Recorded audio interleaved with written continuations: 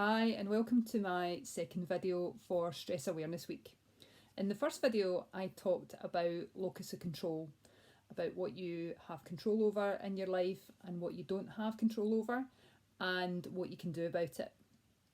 Today I'm going to continue that theme because one of the things that we have control over are our thoughts. So today I'm going to talk about self-talk. Self-talk is just this idea that we have a kind of running commentary going through our brain, and quite often that commentary can be negative. It can tell you, oh, I can't do this and I'm not able to do that. I'm not good enough to do this. I'm going to fail if I try that. And it can really hold us back in life. It can prevent us from going for goals that really matter to us.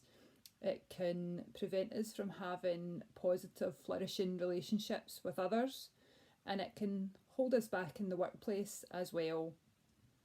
Now, the first thing you want to do is become aware that you have this self-talk running through your head, because it can be negative. And we've been talking about stress and overcoming stress and building your resilience. And if you're constantly speaking to yourself in a negative way, then that really harms your ability to build resilience and overcome stress. So be aware of when you're talking to yourself in a negative way. Perhaps you've told yourself that you can't apply for a job because you're never going to get it anyway and there'll be people better at it than you. Or you might tell yourself that you don't want to learn to cook a particular dish because it looks quite complicated and you're never going to have the right skills for it, or it's not going to turn out right. The thing about self-talk is that it always serves a purpose. And in days gone by, when man first existed, we had a lot of things to worry about. We had, big scary animals that potentially could chase us and eat us. There was a lot of natural disasters as well. And so our brains became wired to look out for dangers and to be alert to fear. Now, in the current day, most of us don't have scary animals chasing us. And fortunately, most of us don't need to deal with natural disasters.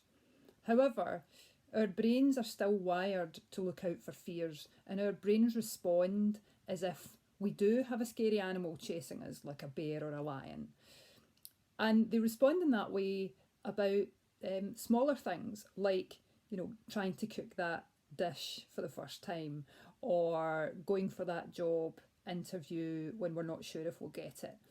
And that negative self-talk and fear kicks in and is there to prevent us, to keep us safe.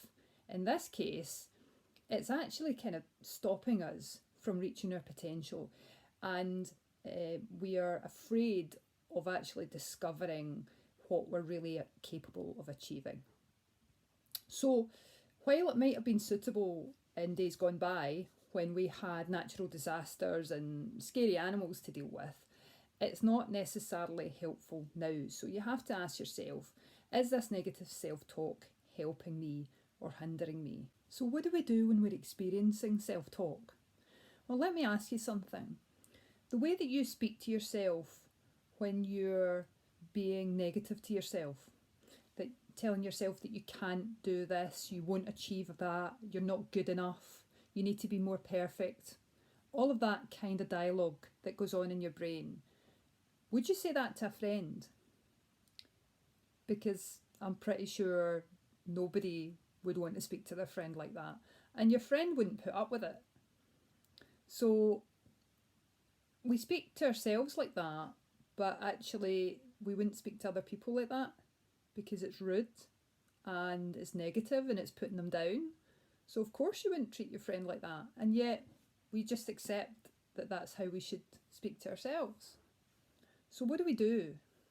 Well, we need to identify what that negative thought is, such as I'm not good enough a cook to make this dinner, or I've not got the skills to go for this job interview and there'll be too many people that are better qualified than me, so I'm not going to do it.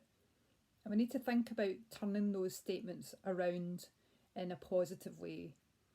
And saying something to ourselves which is not just positive just for the sake of it, but something that we genuinely believe.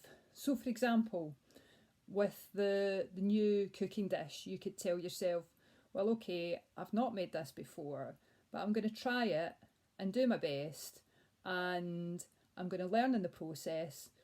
And if it doesn't turn out, it's okay, because I'll learn a lot in the process and I'll learn how to do it differently next time.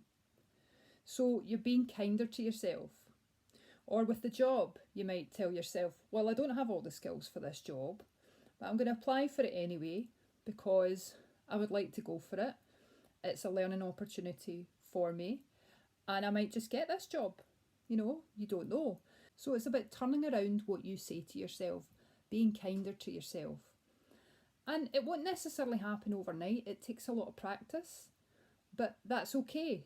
That in itself is a learning process. But if you think about how you speak to a friend and you speak to yourself that way, then you will reduce your negative self-talk over time. You'll speak more kindly to yourself and have more compassion for yourself. And that is a really big step that you can take towards reducing your stress. So thanks very much for watching. I hope you found this useful, and I hope to get another video out this week, all being well. And I'll see you in the next video.